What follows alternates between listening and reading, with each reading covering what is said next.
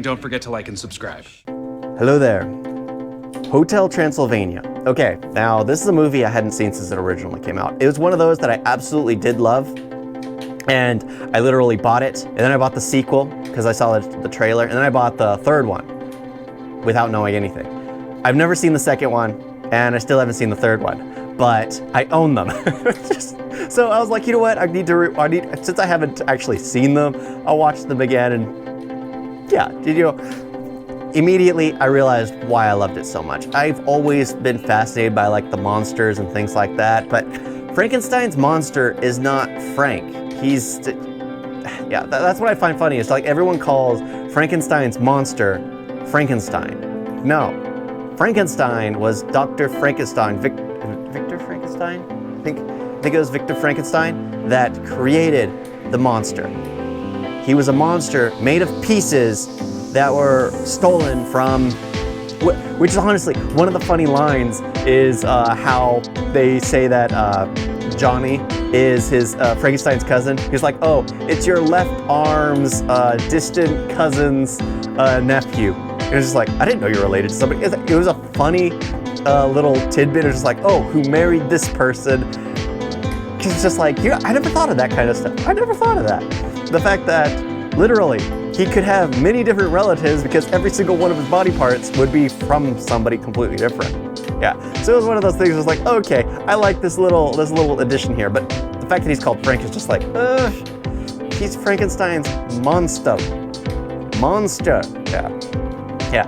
But other than that, I mean, I absolutely love the movie. The comedy is spot on because there's this one part where he's staring at a TV screen on a plane, and it's the Twilight, and it's just like, it's just as terrible in that scene. The acting is so bland in that scene as it is in the real Twilight movies, and it's just like, oh my gosh, that's just perfect. You immediately know what's going on there, just because they made the actors, it is all animated, they made the actors just, okay, this is why you can't be with me, Bella. Literally, that's like the line they have.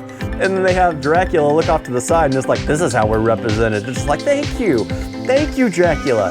Yeah, it's abhorrent. Abhorrent, there we go. I think I added a P.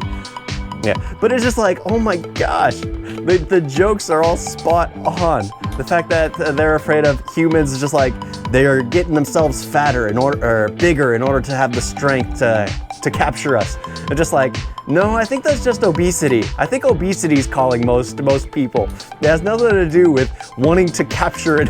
So it's just like their perspective of recent pictures of humans is scary to them. They wear less clothing so they have more momentum to strangle us. It's just like, what? They wear less clothing because nobody really cares anymore about how they're perceived. Yeah, the little things you do feel sorry for, like when he tells his Johnny, like his romance, all these little things. It's a short animated movie, and I absolutely loved it through and through. And because it was funny, there are little scenes. It's just like when the way the hearse is being driven. I immediately said, oh, the night bus from Harry Potter, because it's just like driving them all like a maniac. And it's just like, okay, it seems like there's somebody who's literally on their deathbed driving that. Happen to be zombies. Happen to be zombies driving it. Yeah, because it's just like, it's a childhood favorite, I guess, for mine. When I was younger, because I saw it when it originally came out and never saw it again. Never saw it again. I'm surprised.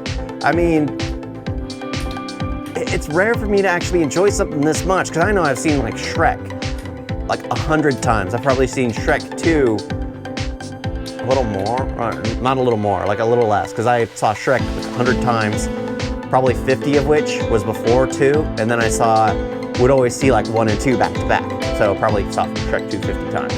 Yeah, because when I absolutely love something, I'll rewatch it all the time, but here, oh my gosh, I can't believe that I didn't rewatch it. I can't believe I never rewatched it, because it's just like such a great, wholesome film.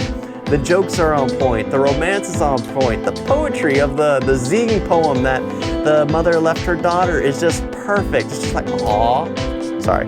That's just like, oh, I felt something. I felt something because just like she shared a zing and she lost the one she zinged with because he was trying to do the right thing and prevent his blood from being drained from him by Dracula. And I do love the joke where it's just like the vampires don't care for human blood because it's fatty, probably more so now than back then, but it's fatty, it's stringy, it just doesn't taste right. And it's like, okay, yeah.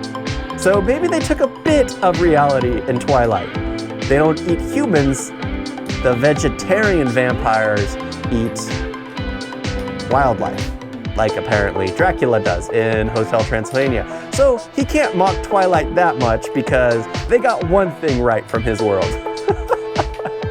Yeah, but the Invisible Man, because it's just like here, there's like another part where Dracula is basically making fun of Johnny. It's like, we don't like his kind. And then Frankenstein, because Johnny's pretending to be a monster, a Stein monster. Yeah, Frankenstein's monster is just like, wait, what do you mean by that? And he's all, yeah, I don't mean that. I mean the red hair. Just like, and then the Invisible Man gets mad. Just like, what do you mean by red hair? It's funny how the Invisible Man takes offense. All those little jokes. Like, one of the funniest scenes is the Wolfman, him not being able to sleep. He's taking on fatherhood. And then the fact that he has like 100 sons and 1 daughter, yet the sons don't listen to him, but they'll listen to the daughter because the daughter is the most feared. And it's like, that kind of makes sense. That makes sense, because if there's 1 daughter in a group of only sons, she will be the most vicious, the most fierce, the most, yeah, because that just tends to be the case. She fights for her place and ends up on top. Yeah, but definitely worth the watch, because honestly, there isn't much to the movie, so there isn't much to the story. So I'm just reminiscing primarily this whole time about scenes I absolutely love. Thank you all for watching. Talk to you next time. Toodles.